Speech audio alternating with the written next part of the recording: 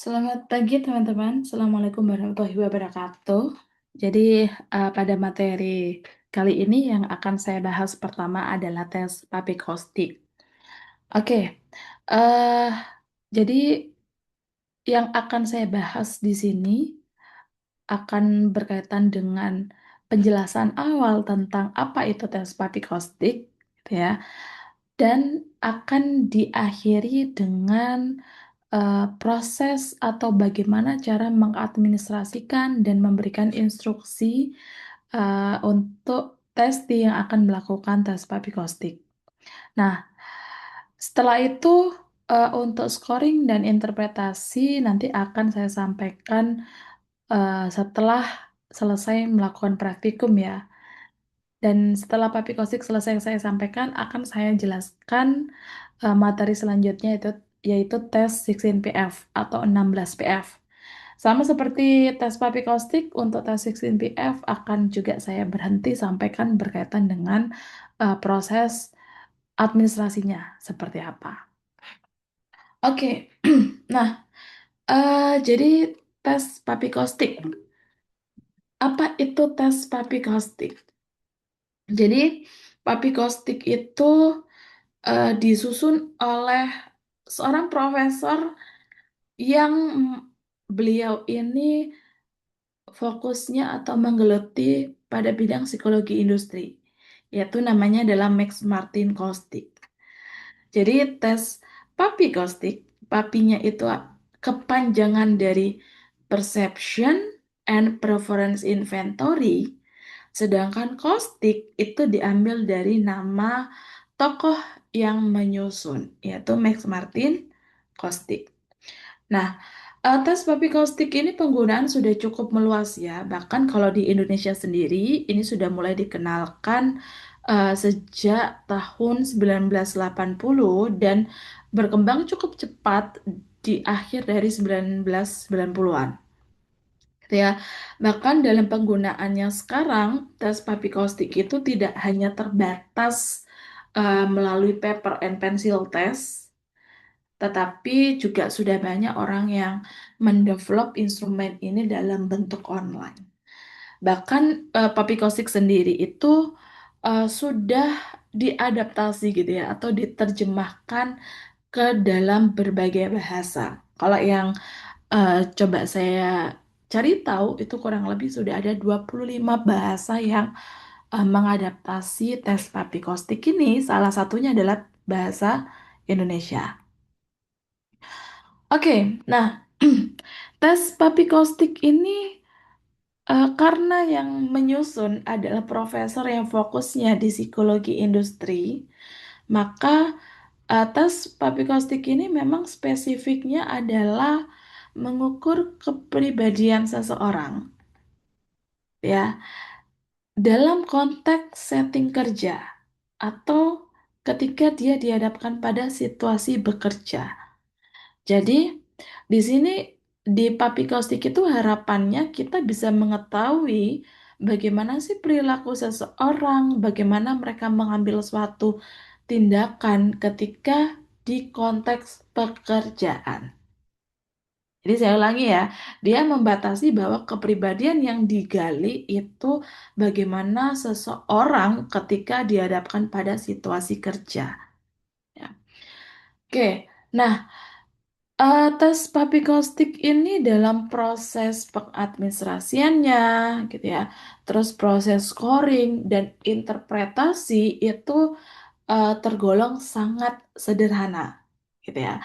Bahkan dalam proses interpretasi atau menafsirkan, kita perlu menghindari istilah-istilah yang sifatnya klinis, karena papikostik ini bukan instrumen yang tujuannya untuk memberikan suatu gambaran atau diagnosa yang sifatnya klinis ya, tapi bagaimana seseorang itu di konteks pekerjaannya. Jadi relevansinya berkaitan dengan ketika mereka dalam suatu setting kerja. Sehingga hasil dari testing mengerjakan papikostik, kita bisa melihat kira-kira aspek mana ya yang mungkin masih cenderung rendah, sehingga itu bisa menjadi evaluasi dari kita untuk menilai kira-kira mereka ini perlu adanya konseling kah, coaching kah, atau mungkin training kah, atau intervensi lainnya yang bisa bertujuan meningkatkan aspek seseorang yang ada di dalam puppy caustic untuk menunjang proses mereka bekerja. Oke, nah keunggulan dari tes puppy caustic itu yang pertama adalah bentuknya adalah force choice format. Force choice format itu adalah eh, tipenya seperti EPPS yang sudah pernah kalian kerjakan. Force itu kan artinya memaksa ya. Jadi di setiap nomornya nanti akan terdiri dari dua pernyataan ya. Nah, testi diminta untuk memilih salah satu pernyataan. Meskipun dari dua pernyataan itu mungkin tidak menggambarkan mereka atau ternyata dua-duanya menurut tes ini menggambarkan mereka sendiri gitu ya. Tapi mereka tetap diminta untuk memilih salah satu gitu ya dari kedua pernyataan tersebut. Nah, keunggulan lainnya adalah item-itemnya pernyataan dari tes papikostik itu disusun dalam bentuk versi yang pendek dan ringkas. Ya, proses administrasi hingga analisanya mudah sehingga gitu ya, penggunaannya itu tidak terbatas hanya psikolog yang boleh menggunakan, tetapi eh, orang-orang yang bukan psikolog, asalkan mereka bisa paham terkait dengan dasar teori dari papikostik ini, itu boleh untuk mengadministrasikan scoring hingga menginterpretasi atau melakukan analisa. Gitu ya. Jadi dalam proses interpretasinya itu tidak dibutuhkan adanya keahlian yang sifatnya spesifik atau khusus, gitu ya. Nah, dalam proses penggunaannya pun siapa yang bisa menggunakan ya, yang menggunakan karena settingnya dalam konteks kerja otomatis orang-orang yang ada di dalam dunia pekerjaan yang sering kali menggunakan. Ya, contohnya kayak HRD gitu ya, interviewer, orang pewawancara. Mungkin dari hasil papikostik itu bisa menjadi salah satu bentuk bahan gitu ya dari interviewer untuk melakukan wawancara kepada calon karyawan atau mungkin karyawannya. Nah, sehingga hasil dari papikostik itu akan sangat berguna untuk mengevaluasi kondisi karyawan. Ya mungkin adakah pertimbangan khusus atau pelatihan khusus, entah coaching kah atau intervensi lain itu yang membantu untuk mengembangkan kondisi dari si karyawan atau mungkin dari testi yang mengerjakan tes papikostik ini. Oke, nah di sini ada itu ya, ada reminder bahwa papikostik itu not a full personality test. Jadi tidak sepenuhnya dikatakan sebagai tes kepribadian. Nah, kalau kita bicara kepribadian, maka konteksnya itu akan sangat luas, ya. Sedangkan di papikostik ini kita lebih mengukur bagaimana kepribadian seseorang ketika dia merespon dalam situasi kerja. Bagaimana peran mereka di dalam konteks pekerjaan gitu ya. Bagaimana eh, inisiatif ya kah atau mungkin kebutuhan apa yang mereka harapkan dalam situasi kerja. Jadi batasannya adalah ini murni untuk setting pekerjaan. Kita tidak bisa menggunakan baby caustic itu untuk menggeneralisasikan kepribadian seseorang secara umum itu seperti apa. Oke, nah jadi dasar teori dari papi caustic itu membagi skala itu menjadi dua skala. Ada skala need dan ada skala rule. Ya, jadi kalau skala need itu berkaitan dengan pernyataan-pernyataan yang menunjukkan hal-hal yang disukai atau diinginkan oleh seseorang atau individu, gitu ya. Jadi faktor penentunya itu lebih ke arah faktor penentu internal. Contoh nih, eh aku berharap pekerjaanku itu yang seperti apa gitu ya. Misalnya aku berharap bekerja secara tim atau saya lebih suka bekerja secara tim daripada secara individu gitu ya. Jadi faktor penentunya itu adalah faktor penentu dari internal seseorang. Bagaimana mereka mendefinisikan apa yang dia sukai, yang dia inginkan ketika dalam proses bekerja gitu ya. Sedangkan kalau skala rule itu lebih ke arah pernyataan yang diwujudkan dalam persepsi. Ya, ini mengukur bagaimana seseorang itu mempersepsikan, gitu ya, perilaku mereka dalam konteks pekerjaan. Jadi faktor penentunya itu lebih berkaitan dengan faktor penentu secara eksternal atau sifatnya itu sangat situasional sekali. Contoh nih, kayak misal tadi saya lebih suka bekerja secara tim daripada secara individu, ya. Tapi kalau skala rule lebih ke arah, contohnya misal, oh saya bisa mengambil inisiatif untuk memimpin suatu kelompok, ya. Atau mungkin eh, saya bisa mengambil inisiatif ketika pimpinan tidak datang atau ketika pimpinan tidak hadir dalam suatu rapat, gitu ya. Jadi konteksnya sangat tergantung pada situasi yang sedang mereka hadapi. Tapi kalau skala need itu lebih ke arah konteksnya berdasarkan internal dari individu itu. Jadi contoh nih, oh saya merasa puas kalau misalnya saya berhasil mencapai target di dalam pekerjaan. Nah, ini ada kata puas. Puas itu berkaitan dengan apa yang dia sukai, ya. Sedangkan kalau di sini, saya sering mengambil inisiatif untuk memimpin kelompok. Berarti konteks situasinya adalah ternyata dia lebih sering berperan menjadi seorang leader dalam suatu kelompok daripada teman-teman lainnya, gitu. Oke, nah dari Papi Kostik sendiri, Papi Kostik itu terdiri dari 10, sorry, terdiri dari 90 nomor, di mana tiap nomor terdiri dari dua pernyataan. Nah, dari 90 nomor itu, eh, nomor-nomor tertentu itu sudah dikategorikan pada skala need dan skala roll. Jadi di sini ada 10 skala need dan ada 10 skala roll. Sehingga total aspek yang ada di dalam papikostik itu adalah 20 aspek. 10 aspek yang berkaitan dengan need dan 10 aspek yang berkaitan dengan role, gitu ya.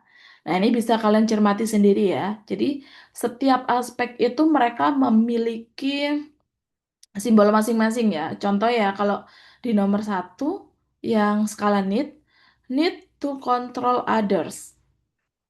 Nah, simbolnya adalah huruf P. Nah, kalau di skala role, leadership role.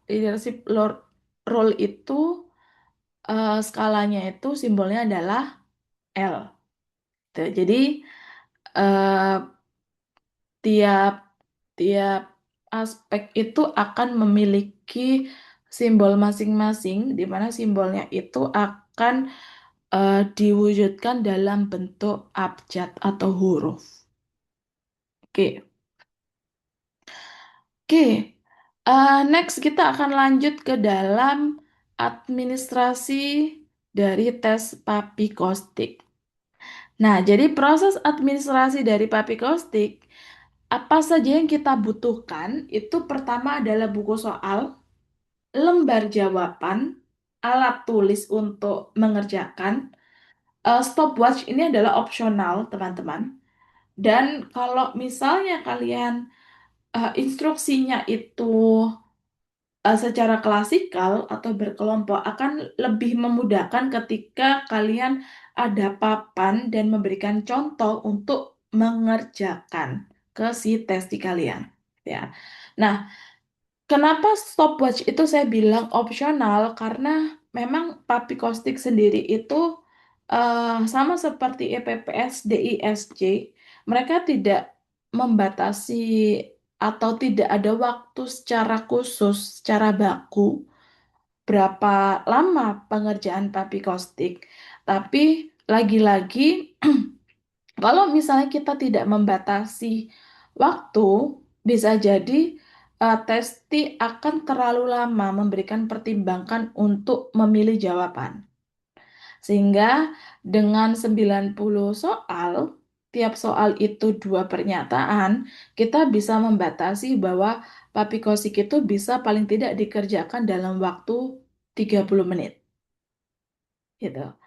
Kalaupun molor mungkin 30 sampai 40 menit. Gitu. Oke. Nah, ini adalah instruksi dari administrasi tes papikostik. Jadi kalian bisa sampaikan, pada tes kali ini tugas saudara cukup mudah, yaitu memilih pernyataan yang paling sesuai atau paling menggambarkan diri Anda sendiri. Nah, ini penting ya, kita harus sampaikan bahwa pada tes kali ini tidak ada jawaban benar atau salah. Kenapa kita perlu sampaikan ini? Dengan harapan ketika kita menyampaikan ini, individu bisa memberikan jawaban yang murni menggambarkan diri mereka, sehingga meminimalisir adanya manipulatif. Nah, lalu next kita berikan informasi berapa soal dari tes ini, ya. Tes kali ini terdiri dari 90 nomor atau 90 soal, di mana setiap nomor ada dua pernyataan. Pernyataan A dan pernyataan B. Nah, tugas dari testi adalah memilih salah satu pernyataan yang paling mencerminkan diri mereka. Nah, kalau misalnya ternyata dari dua pernyataan itu tidak menggambarkan diri mereka, maka karena sifatnya forced choice, maka si testi tetap dipaksa untuk memilih salah satu yang paling mendekati gambaran diri mereka. Ya, oke. Nah, cara mengerjakannya atau cara memilih jawabannya itu kita perlu melihat lembar jawaban. Jadi lembar jawabannya itu silakan kalian fokus pada lembar jawaban yang terdiri dari nomor, panah, dan ada huruf atau abjad aspek. Nah, cara ngerjainnya, tadi saya bilang ya bahwa setiap nomor itu ada dua pernyataan, pernyataan A dan pernyataan B. Nah, cara mengerjakannya adalah kalau misalnya Testi memilih pernyataan A, maka dia harus melingkari panah yang ada di atas nomor. Sedangkan kalau dia memilih pernyataan B, maka dia harus melingkari panah yang posisinya menyamping tapi letaknya ada di bawah nomor. Jadi kalau kalian perhatikan, di setiap nomor itu kan ada panah ya, panah atas dan panah bawah, ya. Jadi testi tidak perlu menghiraukan arah panahnya. Dia hanya perlu melihat panahnya itu posisinya ada di atas nomor atau ada di bawah nomor. Kalau posisinya ada di atas nomor, berarti itu pilihan A. Kalau posisinya di bawah nomor, itu berarti pernyataan B yang dia pilih. Ya, jadi contoh, pernyataan A, saya seorang pekerja keras. Pernyataan B, saya seorang yang pandai bersosialisasi. Jadi kalau misalnya saya memilih pernyataan A yang merupakan pernyataan tentang saya seorang pekerja kelas, maka yang perlu dilingkari adalah panah yang posisinya di atas nomor, bukan di bawah nomor. Oke, jadi seperti itu cara untuk melakukan administrasi dari tes Papi Kostik. Jadi saya rasa cukup mudah ya teman-teman. Cuma yang agak sedikit atau sering kali membingungkan itu adalah cara menjawabnya. Karena menjawabnya itu bukan A, B, tetapi mereka harus fokus berkaitan dengan panah, posisi dari panah di setiap nomor. Gitu.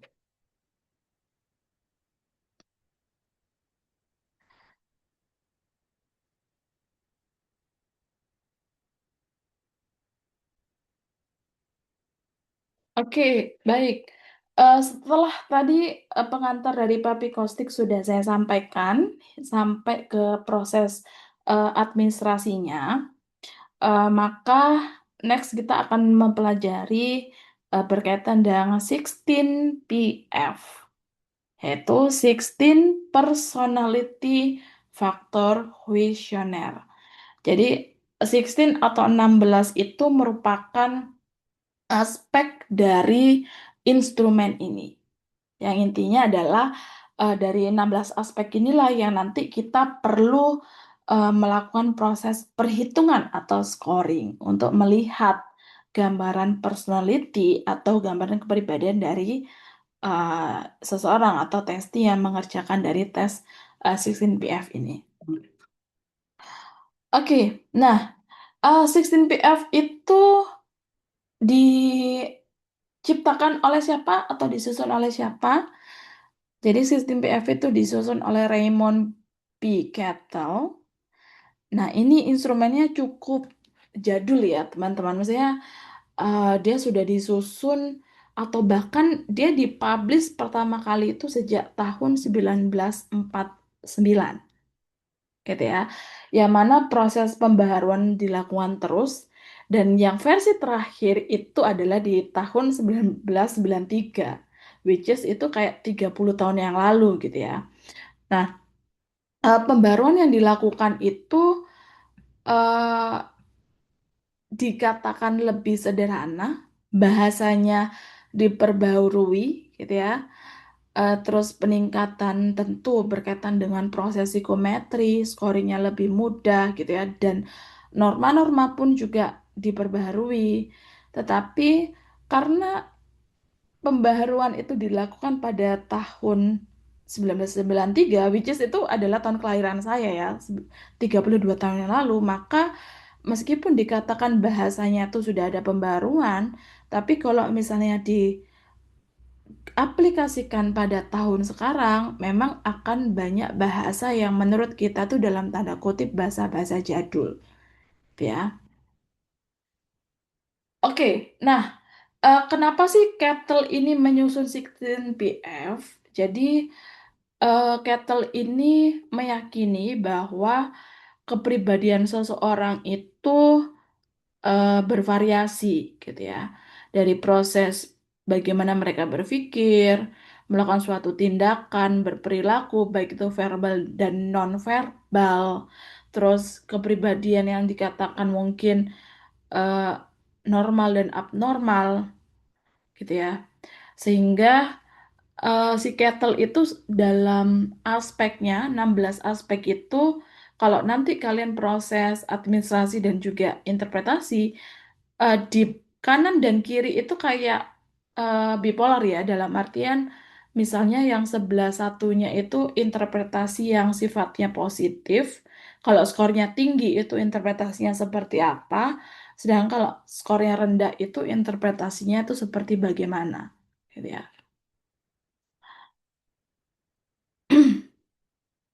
Oke, mungkin kita bisa langsung ke ini ya, bentuk dari tes 16PF-nya.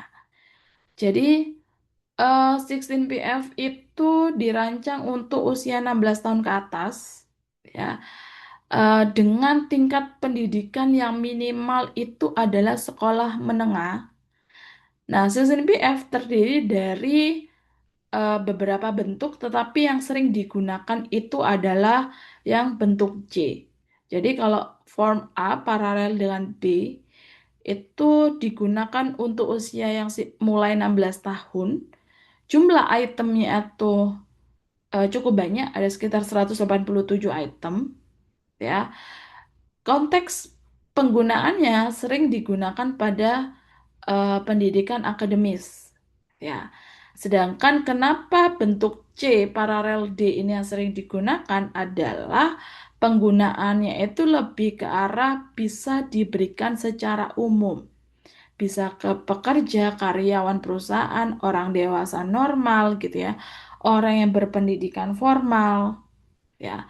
Dan jumlah itemnya itu lebih sedikit, ada sekitar 160-an item. Ya, jadi lebih lebih ringkas meskipun perbedaannya tidak terlalu banyak ya dengan form yang A paralel dengan B.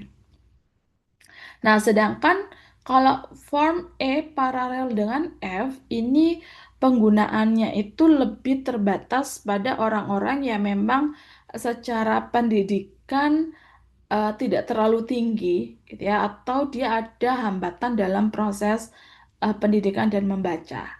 Nah, nanti yang akan kalian praktikumkan itu adalah form C paralel dengan D yang kita anggap itu bisa digunakan secara umum, tidak terbatas pada pendidikan yang sifatnya akademis. Oke, nah, Eh, di sini ada kelemahan dan kekurangan dari sistem PF. Kelebihannya adalah dia tergolong tes kepribadian sifatnya sederhana, gitu ya. Dan di sistem PF itu kita bisa melihat motivational distortion atau MD. Jadi menilai jawaban seseorang itu tergolong faking bad or good, ya. Sedangkan kalau di Papi Kostik tadi itu tidak ada skema atau tidak ada proses scoring yang melihat jawaban dari si partisipan ini manipulatif atau tidak, atau konsisten atau tidak. Contoh kayak EPPS. Kalau kalian ingat, EPPS itu langkah pertama, salah satu langkah pertama adalah kita menghitung tingkat konsistensi. Jadi kalau misalnya di bawah 10, kita anggap EPPS-nya itu tidak valid. Nah, sedangkan kalau di papikosik itu nggak ada yang seperti itu. Itu akhirnya menjadi salah satu bentuk kekurangan atau kelemahan. Oke, nah kalau sistem PF kelemahannya apa? Kelemahannya yang sempat saya sampaikan bahwa banyak istilah-istilah yang mungkin kita anggap itu membingungkan. Karena apa? Karena jawab bahasanya itu dalam tanda kutip cukup jadul dan cenderung kaku. Ya, sehingga kadang beberapa orang itu akhirnya kesulitan untuk memahami maksud dari item yang sedang dikerjakannya. Gitu.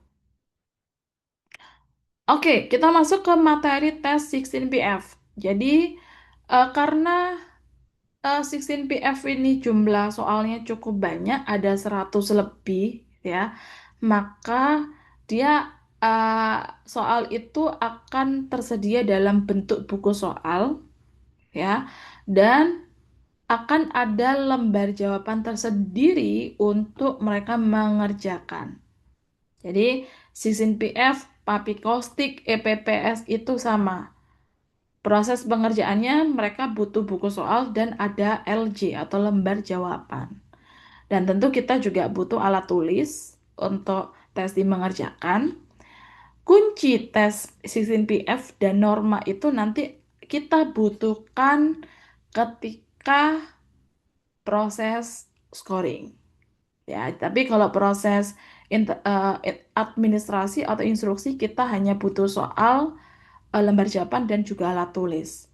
Nah, sama seperti Papi Caustic, 16PF ini juga nggak ada waktu pasti atau waktu baku seseorang ini mengerjakannya tuh berapa lama. Tapi karena melihat jumlah soalnya tuh sekitar 160-an dengan 3 pilihan jawaban di setiap soalnya, maka paling tidak estimasi mengerjakannya itu adalah 45 hingga 1 jam pengerjaan.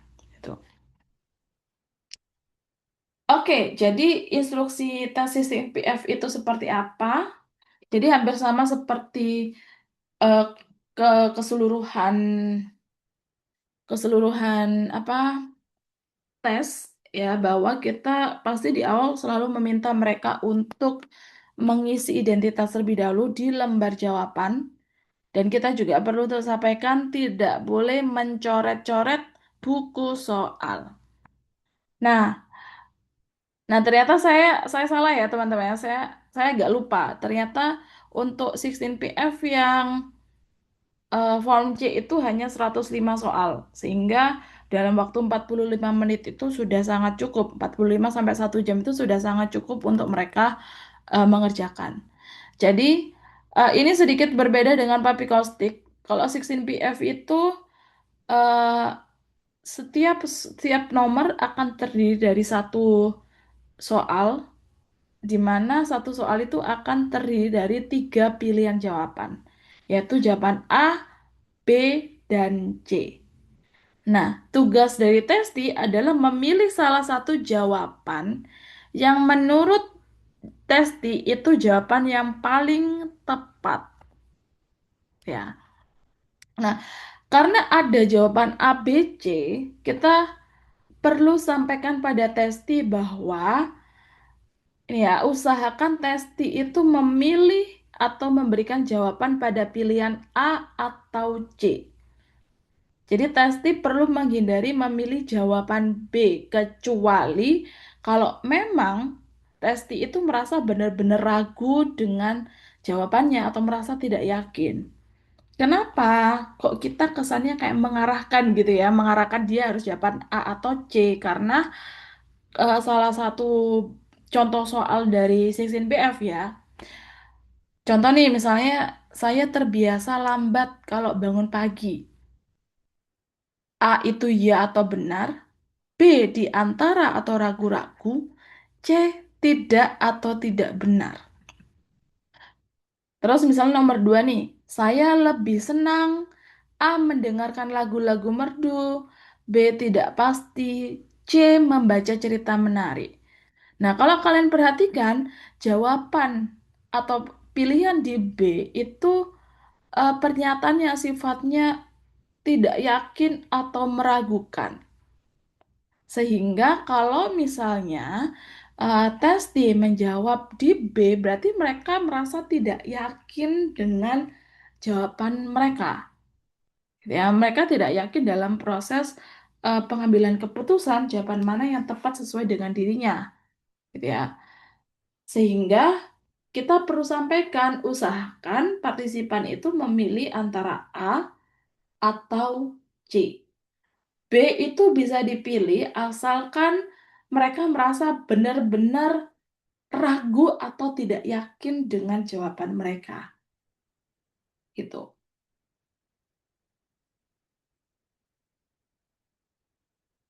Oke, jadi seperti itu teman-teman untuk eh, instruksi dari 16PF gitu ya.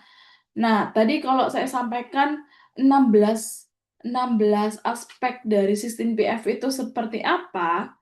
Nah, kalian bisa lihat di sini ya di slide nomor 14, halaman 14, bahwa 16 aspek itu terdiri dari aspek A, B, C, E, F, G, H, I, ya, L, M, N, O, H1, H2, H3, dan H4.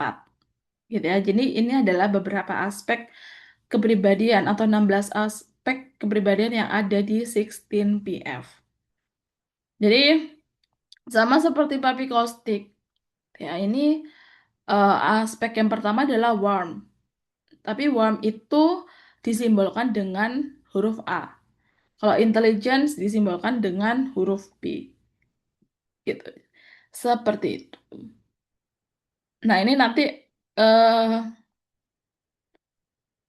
lembar jawaban atau sorry, bukan lembar jawaban, lembar hasil ya.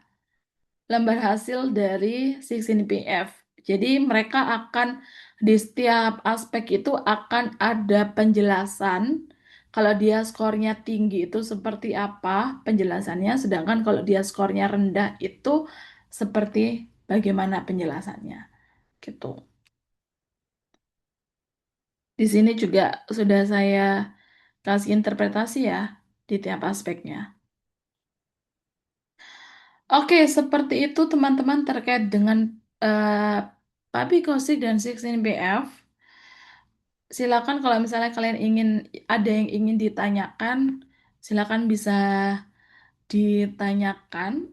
Nanti eh, akan saya coba untuk memberikan jawaban ya dari pertanyaan yang sudah kalian ajukan. Dan mengingatkan untuk di minggu ke-10 itu adalah kalian proses eh, praktikum Babik Osik dan juga 16PF. Ya, saya rasa untuk kalian yang sudah terbiasa praktikum di beberapa minggu sebelumnya, instruksi dari Papik Osik dan 16PF itu tergolong yang cukup simpel karena ya tadi eh, tidak ada waktu khusus di setiap nomornya gitu ya. Proses menjawabnya juga cukup mudah bagi si testi. Atau kalau misalnya kalian merasa belum yakin untuk memberikan instruksi tanpa membaca, biasanya di buku soal bagian awal atau halaman awal itu sudah ada eh, instruksi di masing-masing tes sehingga kalian bisa membaca dari situ atau mengajak tes di kalian untuk membaca bersama berkaitan dengan cara pengerjaan di setiap tes. Oke, seperti itu teman-teman. Terima kasih. eh, untuk minggu depan bisa dilanjutkan praktikum dan minggu ke-11 kita bisa bertemu kembali di kelas untuk melakukan proses scoring dari alat tes yang sudah kita pelajari bersama.